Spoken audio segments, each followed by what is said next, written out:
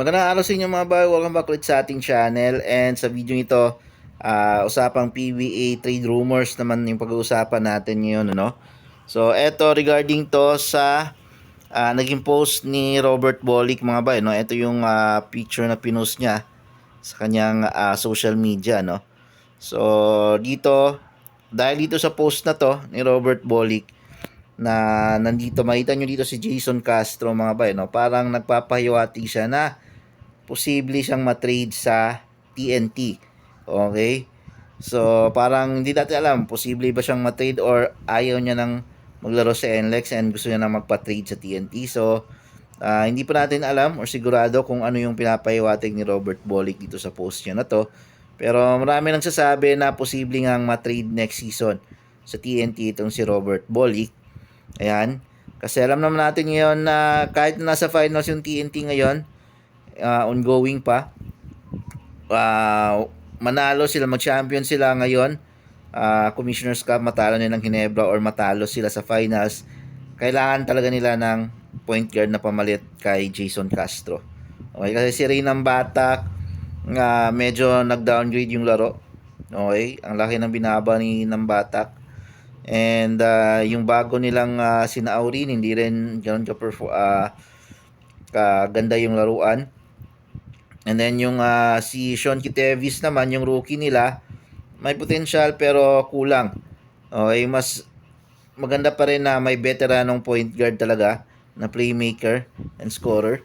Katulad ng isang Robert Bolick. So, posibleng abangan natin siguro pagkatapos ng finals makakaroon or gagalaw yung TNT. Kasi matagal nilang may mga rumors na parang gusto yata nilang i-trade itong si Ray ng bata. Okay? Although kinuha nila no si Gio Halalon yata. Kasi nakikita natin si Gio Halalon sa TNT team ngayon sa bench nila. Mukhang bumalik yata sa TNT si Gio Halalon. Baka isama nila sa mga trade package itong si Gio Halalon kasi ang bali-balita dito na posibleng siguradong maging kapalit kung sakaling kukunin nila si Bolick is itong si Ray ng Batak.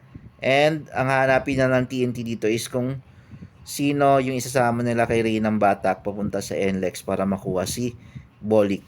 Ayan, so marami nagsasabi na posibleng kasama si Poy Eram dito sa magiging trade deal ng NLEX para makuha si Robert Bolick papunta sa TNT.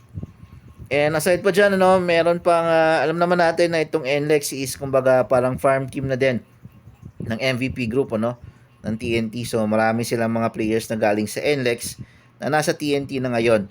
Okay, example na dyan, yung mga star player nila na si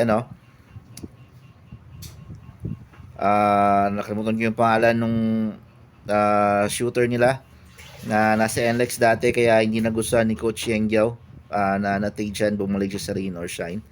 Ayan. And isa pa sa mga nagiging ngayon is yung Meralco and Blackwater din, mukhang unang napabalita na kukunin ng TNT itong si Cedric Bearfield, ito yung unang nabalitang trade rumor na Bearfield to TNT, pero mukhang may trade rumors na posibleng mapunta si Bearfield sa Meralco. Okay, so abangan natin din yan mga bay kung alin dito sa mga trade rumors na to yung magkakatotoo next season. So yun ang mga bay, maraming salamat sa panonood.